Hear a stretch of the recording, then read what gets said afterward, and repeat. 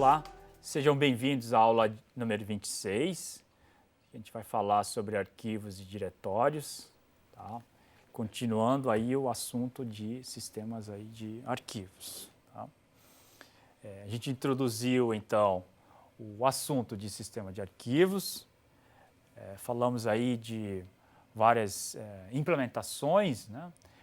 De nomes, várias implementações, as implementações de extensão, tá? Os atributos. Tá? Então a gente introduziu aí o sistema de arquivos e falamos também da importância dele, a parte mais visível do sistema de arquivos. Né? Eu mesmo, quando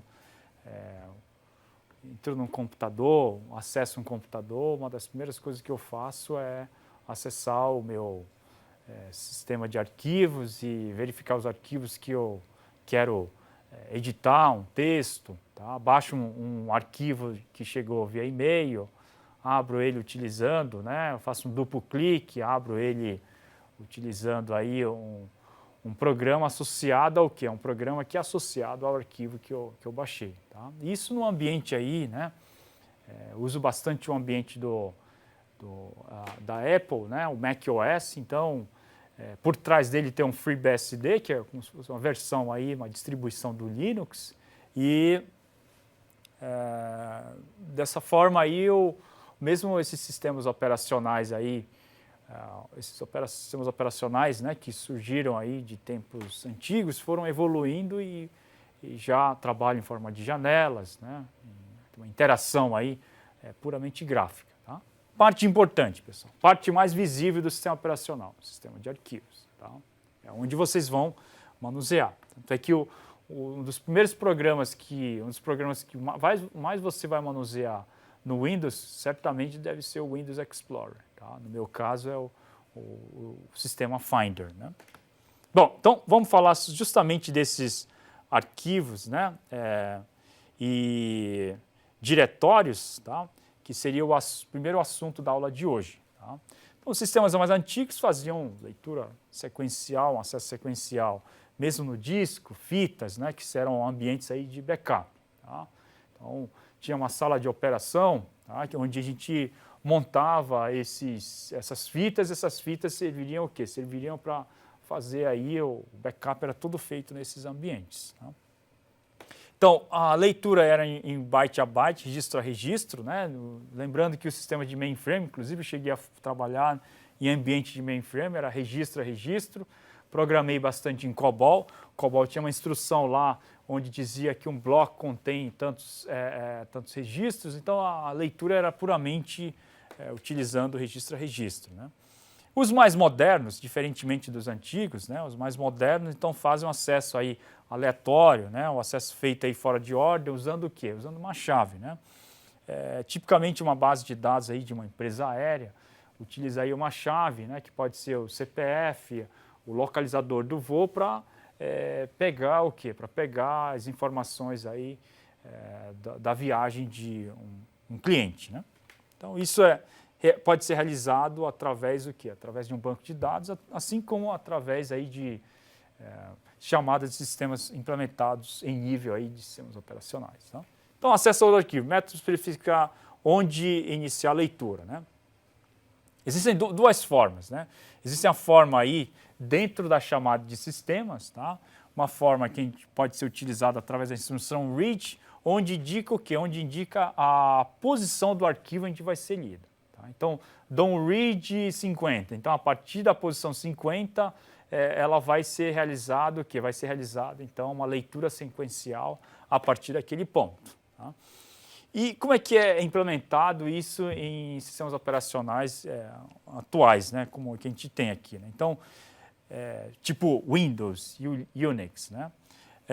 A gente utiliza através da chamada seek, onde inicialmente marca a posição onde o leitor se encontra, né? A leitura se encontra, a posição corrente no arquivo, e a partir daí executa o quê? Executa a instrução seek. Então, primeiro marca a posição, segunda, executa a instrução seek, e o terceiro faz o quê? Após a qual pode ser o quê? Pode ser lido sequencialmente. Então, primeiro marca a posição, executa SIC 50, procura a posição 50, e após esse ponto aí, a leitura é realizada de forma sequencial. Tá? Então, esse é o ambiente, o que é utilizado em ambiente Linux e o ambiente Unix, né? Linux é derivado do Unix, né? A versão para PC, assim como o ambiente do Windows. Né? Bom, operações com arquivos. Quais são as mais comuns? Né? Isso aqui acho que todo mundo sabe. Você pode criar, excluir, abrir. Né? Quando eu abro um arquivo, na verdade o sistema operacional tem um limite máximo de arquivos abertos. Durante a abertura, então, permite o quê? Que o sistema operacional busque os atributos e a lista de endereço de disco na memória. Tá? Então, quando eu estou abrindo o arquivo, eu pego essa lista de atributos para quê? Para saber se o processo pode realizar essa leitura ou a escrita que está sendo solicitada. Além desses atributos, eu preciso saber o quê? Eu preciso saber onde que esse arquivo se encontra armazenado no disco. Ele não se encontra só armazenado de maneira contígua, tá? Numa sequência de bytes.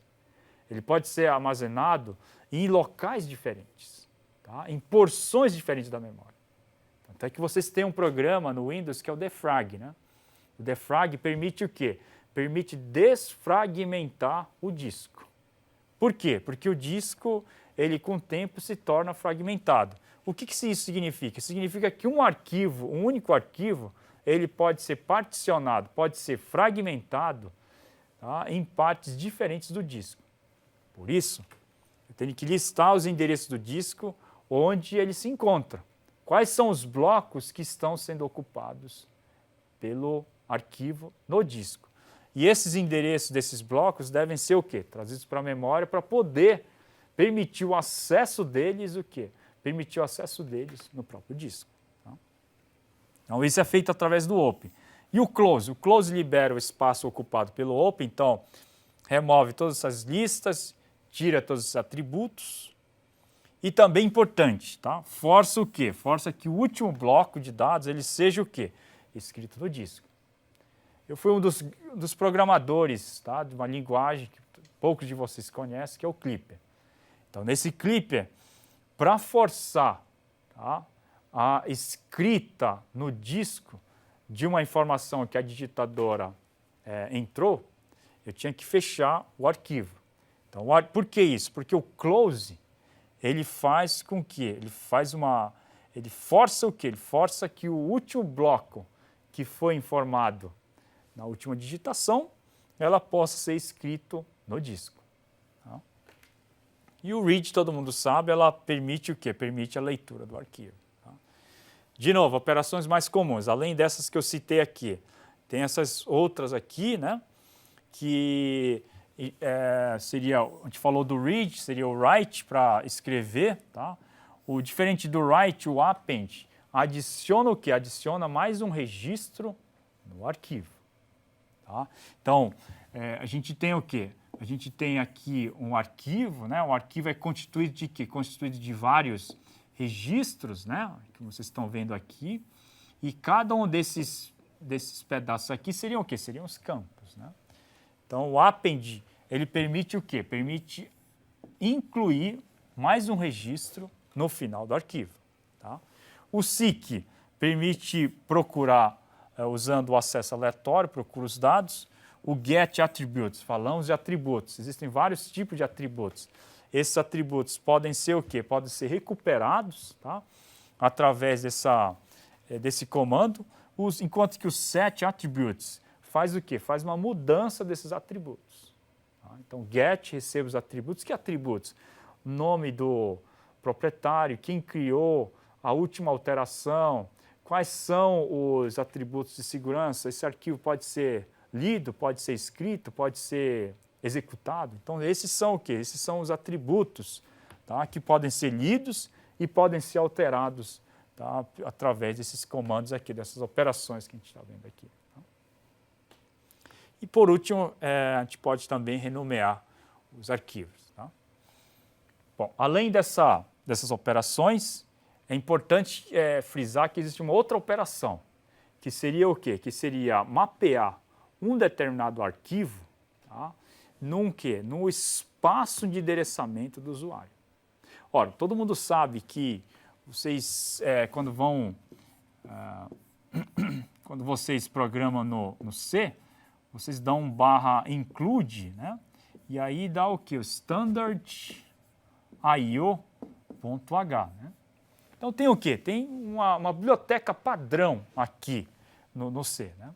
Essa biblioteca padrão aqui, ela pode ser o quê? Pode ser utilizada por vários programas. Tá? Então você pode o quê? Você pode fazer com que esse arquivo possa ser compartilhado, tá?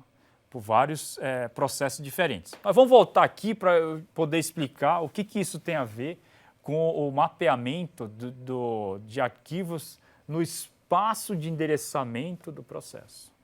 Tá? Então, o acesso ao arquivo é mais rápido, uma vez o quê? Uma vez que dentro do espaço de endereçamento virtual de um processo, eu mapeio o quê? Eu copio. Mapear seria copiar o arquivo. Tá? Arquivos modificados e gravados no disco, no final o quê? No final do uso. Tá? Então, os arquivos, eles são lidos e escritos como arranjo de bytes na memória, e para isso a gente utiliza todas aquelas técnicas de paginação e segmentação. Tá? Então, isso a gente faz principalmente para bibliotecas compartilhadas. Que bibliotecas? Como essa aqui, pessoal. Tá? Por isso que eu citei. Tá? Bibliotecas compartilhadas. E existem duas chamadas. Um para mapear e um para desfazer o mapeamento. Então, o que seria esse mapeamento? Esse mapeamento seria o quê? Seria pegar o arquivo e colocar no espaço de endereçamento virtual do processo. Então, se um processo P1, tá? Ele vai fazer o uso de um arquivo, tá? O que eu faço? Eu mapeio esse arquivo no espaço de endereçamento desse processo P1. Tá? Bom, vamos mostrar aqui um exemplo. Tá? Eu vou mostrar um exemplo de um mapeamento, tá? Onde eu estou criando a partir de tenho dois segmentos aqui, tá? E quero ler de um arquivo e criar um outro arquivo. Tá? Vamos dizer assim, eu quero pegar um arquivo, um cadastro geral, por exemplo, da USP, e quero pegar apenas os alunos e criar um arquivo de alunos aqui no XYZ. Então aqui eu tenho o cadastro geral, o ABC. Eu quero extrair, ler esse programa, tá? Ler esse arquivo, extrair dados deles e criar uma segunda versão desse arquivo. Tá? Como é que eu posso fazer isso? Eu posso mapear o arquivo de origem, o ABC aqui, tá? Usando um segmento, e crio um segmento vazio, como XYZ aqui, um segmento que possa crescer, né? Numa área, tipicamente aí uma área de heap, né? E esse arquivo, então, vai o quê? Vai ser colocado nessa área de forma que, então, ele possa crescer esse arquivo aqui e armazenar alguns dados de ABC para XYZ. Tá? Então, estou fazendo o quê? Eu estou mapeando aqui o ABC e mapeando aqui um terceiro aí para justamente o quê? Justamente criar um outro arquivo. Tá? Outro exemplo aqui, tá? Bem importante no Linux. Né? Então, eu tenho o quê? Eu tenho aqui um espaço de endereçamento do processo A e o espaço de endereçamento do processo B. Tá? Dentro do espaço de endereçamento do processo A, eu tenho o quê? Eu tenho esse arquivo mapeado. Esse arquivo mapeado também é contido no espaço de endereçamento do processo B. Bom, usando o map e o map para fazer o mapeamento aqui, no espaço de endereçamento virtual, o que eu posso fazer? Eu posso fazer com que esse arquivo aqui ele possa ser compartilhado e editado por dois processos. Tá? E com isso, eu aumento o quê? Eu aumento aí o grau de um trabalho, né? de um trabalho colaborativo. Né? O trabalho colaborativo seria, por exemplo, um arquivo do Google Docs, né? De duas pessoas aí, ou ShareLaTeX, né? Onde duas pessoas aí podem manusear o arquivo ao mesmo tempo. Tá? E isso, voltando aqui, então, é realizado o quê? Muitas vezes realizado nas bibliotecas do sistema. As bibliotecas do sistema, elas ficam localizadas numa parte do espaço de endereçamento, tá? Ou numa área da memória física, e essa biblioteca, ela pode ser compartilhada por vários processos diferentes. Dessa forma, eu não preciso criar cópias do Standard Library, tá? em porções, tá? diferentes da memória física. Basta ter o quê? Basta ter uma única cópia dessa biblioteca na memória física, de maneira então que ela possa ser compartilhada, tá? por vários, né, processos diferentes.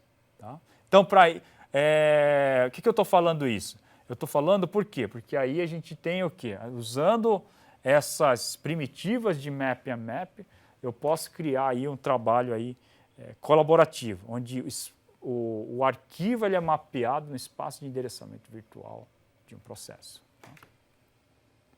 Então, isso aqui eu já falei, né? Porém, tem alguns problemas, né? Tem um problema aí da sincronização, uma vez que o uso do espaço virtual está sendo utilizado por arquivo e está sendo ocupado pelo arquivo. Então, existe o quê? Existe um espaço maior que está sendo requerido para quê? Para colocar o arquivo. Além da sincronização, uma vez que o arquivo é um recurso compartilhado, ele se torna o quê? Ele se torna os problemas aí inerentes, né, do programação paralela e concorrente acabam chegando também nesse cenário. Tá? O arquivo pode ser maior que o espaço virtual e para isso o que eu faço? Faço uma alocação dinâmica, né, uma alocação por partes, onde as partes que estão sendo requisitadas vão ser carregadas aí para o espaço virtual. Tá? Bom, aqui tem umas partes aqui que são bem simples, né? Diretórios, acho que todo mundo sabe, podem ser o quê? Pode ser de nível único, como esse aqui, né? Pode ser de 2 níveis, como nesse cenário aqui, 1 e 2 níveis, ou podem ser o quê? Podem ser hierárquicos, como os que a gente normalmente está acostumado a ver nos sistemas operacionais atuais. Tá? Bom, o caminho, né? O caminho pode ser o quê? Pode ser relativo, tá? Ou absoluto. Relativo é quando você está num diretório, vamos dizer assim, user, você está nesse diretório aqui, ó, comum, no ambiente Linux, né? Você está no ambiente, no diretório user, e você quer entrar o quê? Você quer entrar nesse diretório. Então, basta o quê? Basta copiar, basta entrar usando o quê? Basta usar esse caminho relativo para que esse processo possa ser acessado. Agora, o absoluto seria o quê? Seria colocar o caminho completo para que esse arquivo possa ser acessado. Então, duas formas aí diferentes para acessar um determinado arquivo. Tá? Links, eu já falei um pouco, mas existem 2 tipos de link. Tem um link que é o que a gente chama de hard link, tá? Onde o contador de links no inode é atualizado, é incrementado à medida que se cria um hard link. Né? E se nenhum arquivo é removido, nenhum arquivo será removido, né? Enquanto o contador não for igual a 0. Então, aqui, nesse hard link, eu atualizo e incremento o contador. Criou um hard link, incremento o contador no inode do arquivo original. Ele só é deletado, esse arquivo original só é deletado no momento em que um contador for igual a 0. Então, se eu crio 2 hard links para um arquivo original, eu não consigo deletar o quê? Não consigo deletar esse arquivo, tá? Enquanto o contador não for igual a 0. Quando o contador for igual a 0, né, então o arquivo vai ser removido. O soft link é diferente. Aquelas compilações que eu fazia, eu usava o quê? O soft link. No soft link, nenhum contador é atualizado. Nenhum contador aqui é incrementado. Existe apenas o quê? Um ponteiro para um outro diretório. Se ele quiser acessar naquele diretório, ele acessa, mas existe um quê? Um ponteiro para um outro diretório e acaba sendo acessado. Tá? Não incrementa, então, não há incremento do contador. Vantagem, né? Não precisa copiar o mesmo arquivo para outro local. E existe o quê? Existe uma coesão, né? Mais simples, existe uma coesão. Coesão seria todo o arquivo, né? Eu não preciso fazer uma cópia do arquivo. A cópia, ela se encontra num determinado local. Só cria um link. Tá? De forma que eu ocupo o quê? Eu ocupo menos espaço também. Tá? E o link normalmente indica o quê? Indica o local onde o arquivo original ele se encontra. Tá? Desvantagem. A grande desvantagem do soft link é se eu consigo apagar o quê? Eu consigo apagar o arquivo original. Aí o link fica o quê? O link fica perdido. Tá? E isso é um problema. Se remover o arquivo original, o quê? Sem remover o link. Né? Então o link fica perdido e acaba criando o quê? Acaba tendo que fazer uma limpeza depois. Né? Uma vez que não existe um sistema de garbage collection para esse cenário aí. Então, OneLink remove aí uma entrada do arquivo no diretório, tá? Isso para hard link, né? OneLink aqui para hard, né? Hard link, né? Tá? Decrementando o contador de links do arquivo. Se após a remoção o contador se tornou zero, então o arquivo correspondente só estava nesse diretório e ele remove isso do sistema de arquivo. Então, de novo aqui. São dois tipos de links. Existe o link hard e existe o link soft. O hard, ele incrementa o contador de forma que links perdidos não venham a ocorrer. No soft não há o quê? Não há esse incremento do contador no inode. Então, se você acabar apagando o arquivo original, o link acaba se perdendo.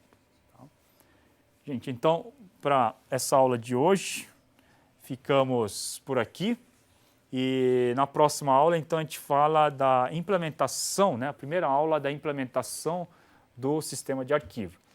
Mais uma vez, ressalto a importância da disciplina, assim como desse assunto de sistema de arquivos. Tá? É importante que vocês aprendam como funciona a ciência, né?